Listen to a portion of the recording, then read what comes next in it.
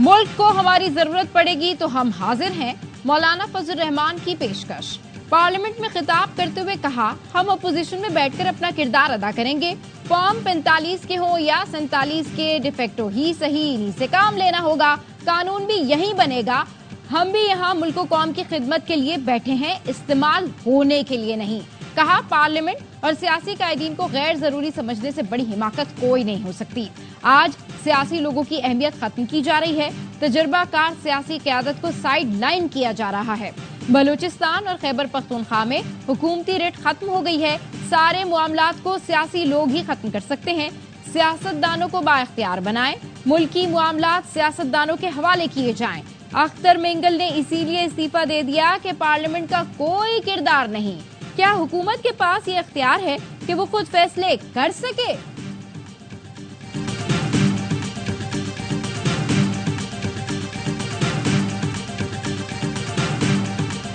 हम अपनी तरफ से नहीं बुलाएंगे एपीसी, सारी पार्टियों से मशवरा करके, और कोई गैर हाजिरी ना हो, कमेटी बनाएगी, वो इंशाल्लाह कल से काम शुरू कर देगी। मुतालिबा ये है कि आईन हो, उसकी बालादस्ती हो, पार्लियामेंट ताकत का सरचश्मा हो। इस पे पीपल पार्टी मुतफिक है, मुस्लिम लीग मुतफिक है, फलानी पार्टी मुतफिक है। तमाम सियासी जमातें पार्लियामान को सुप्रीम बनाना चाहती हैं। आइन की बालादस्ती की बातें खुशाइंद हैं। महमूद अचकजई की अपोजिशन इजलास के बाद मीडिया से गुफ्तगू। कहा, हमने हुकूमत की छुट्टी करानी है, एपीसी बुलाने के लिए कमेटी कल से काम शुरू कर देगी। असद कैसर ने कहा, हुकूमत से कहना चाहते हैं कि कौम और मुल्क पर रहम करें।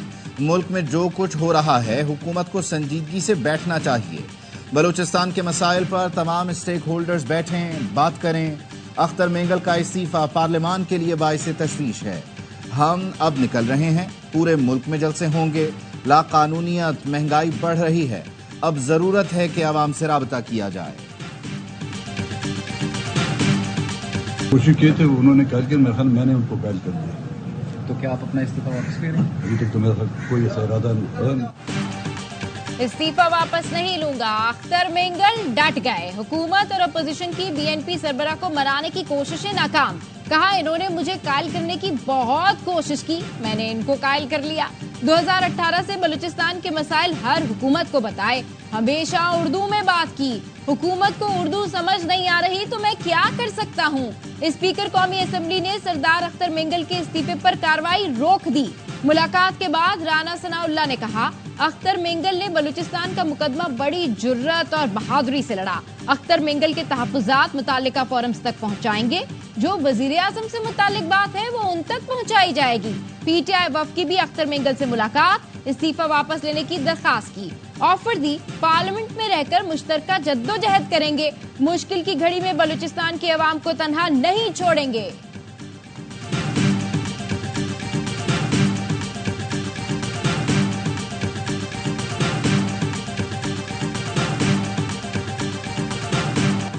इस्लामाबाद की सेशन कोर्ट ने असलहा और शराब बरामदगी केस में अली अमीन गंडापुर के नाकाबिले जमानत वारंट गिरफ्तारी जारी कर दी है। SHO बाराकहू को कल अली अमीन गंडापुर को गिरफ्तार करके पेश करने का हुक्म। सिविल जज शाइस्ता खान कुंडी ने अली अमीन गंडापुर की तिब्बी बुनियाद पर हाजिरी मुआफी की दरख्वास्त मुस्तरद की। वारंट गिरफ्तारी थाना बाराकहू को मौसूल। इस्लामाबाद पुलिस का कहना है, वारंट से मुताल्लिक वजीर आला हाउस पेशावर को भी आगाह किया जा रहा है।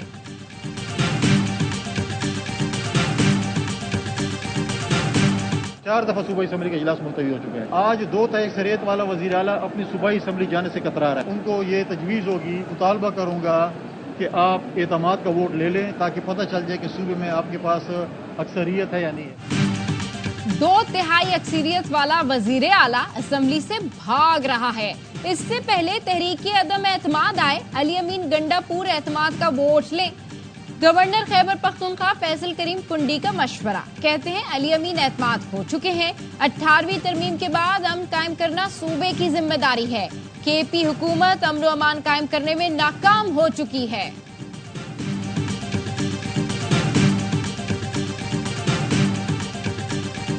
आठ सितंबर को जिस जलसे का ऐलान किया गया है, तो डर और खौफ तो यकीनन इनके ऊपर तारी है। तो अब ये कानूनी और गैर कानूनी तमाम रास्ते इस्तेमाल करेंगे। कहीं पर FIR दर्ज हो जाएगी, कहीं पे जो है पुराने मुकदमों में जो है वारंट इशू हो जाएंगे।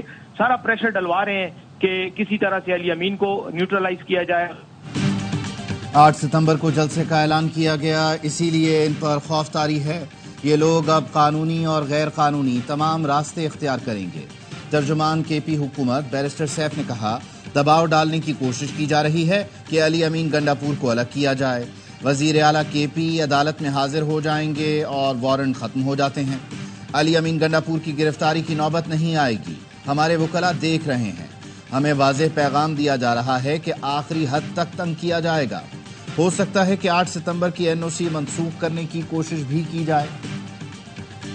1 سال سے پڑا ہوا ہے بیچارہ، وہ خون کی نہریں بہنی تھیں، باہر آنے تھے 10 لاکھ افراد، وہ 20 لاکھ پتہ نہیں اسٹوڈنٹ آنے تھے، اور بنگلہ دیش قوم ہے وہ قربانی دینا جانتی ہے۔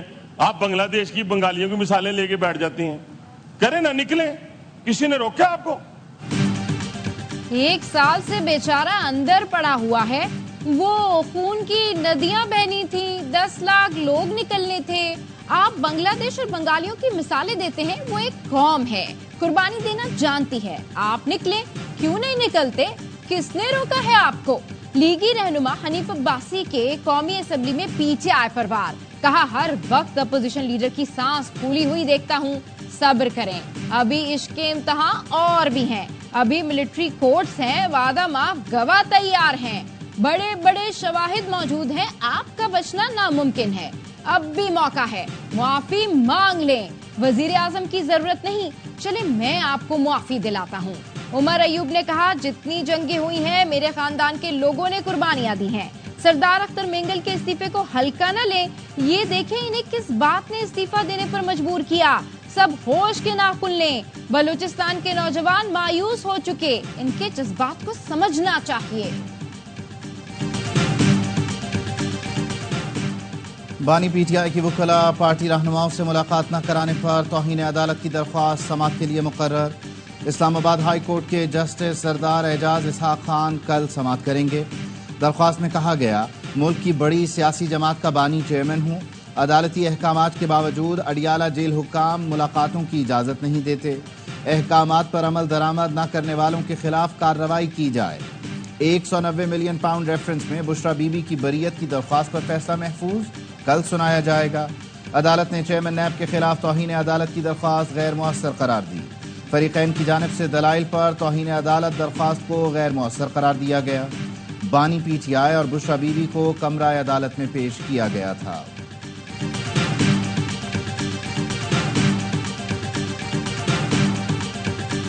ماہ میں وہ معجزاتی کام ہو چکے ہیں کہ جن کا شاید کوئی تصور بھی نہیں تھا۔ بجلی 3 روپے یونٹ ہی سب کو دی جا رہی ہے، اسی طرح 1900 روپے من آٹا۔ آزاد کشمیر کے عوام سے جو بھی وعدے کیے تھے پورے کیے، 3 ماہ سے بجلی 3 روپے فی یونٹ دی جا رہی ہے، عوام کو سہولتیں فراہم کرنے کے لیے پرعزم ہے۔ وزیر اعظم آزاد کشمیر چودھری انوار الحق کی پریس کانفرنس، کہا 15 ماہ میں وہ کام ہو چکے ہیں جن کا تصور ہی نہیں تھا۔ حکومت پاکستان ترقیاتی منصوبوں میں بھرپور تعاون کر رہی ہے۔ وزیر اعظم آزاد کشمیر کا 7 ستمبر کو یوم ختم نبوت صلی اللہ علیہ وآلہ وسلم سرکاری طور پر منانے کا اعلان بھی کر دیا۔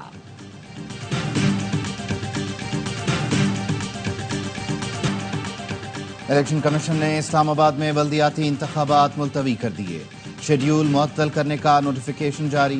اسلام آباد میں بلدیاتی انتخابات 9 اکتوبر کو ہونا تھے۔ نوٹیفیکیشن کے مطابق پارلیمنٹ میں نئی قانون سازی کے باعث بلدیاتی الیکشن ملتوی کیے جاتے ہیں۔ اسلام آباد بلدیاتی قانون میں تبدیلی کے بعد انتخابات روکے گئے۔ دہشت گرد ہیں وہ سافٹ ٹارگٹ ڈھونڈتے ہیں اور لوگوں کو، معصوم شہریوں کو بسوں سے اتار کے بے دردی کے ساتھ شہید کرتے ہیں، کیونکہ بلوچیت کے نام پر ضرور ہے لیکن ان کا کوئی تعلق نہیں۔ مٹھی بھر دہشت گرد آسان ہدف ڈھونڈ کر معصوم لوگوں کو قتل کرتے ہیں۔ کسی بلوچ نے کسی پنجابی کو نہیں مارا، دہشت گردوں نے پاکستانیوں کو شہید کیا۔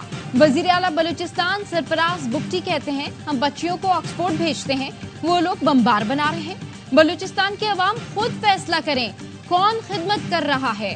وفاقی وزیر داخلہ محسن نقوی کی چیئرمین رویت لال کمیٹی سے ملاقات، کہا دشمن بدامنی اور انتشار پیدا کر کے قومی یکجہتی کو نقصان پہنچانا چاہتا ہے، سب مل کر دشمن کے ناپاک ایجنڈے کو ناکام بنائیں گے۔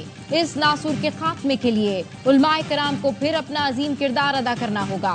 मौलाना अब्दुल खबीर आजाद बोले, दहशतगर्दी के खात्मे के लिए पूरी कौम सिक्योरिटी इदारों के साथ खड़ी है।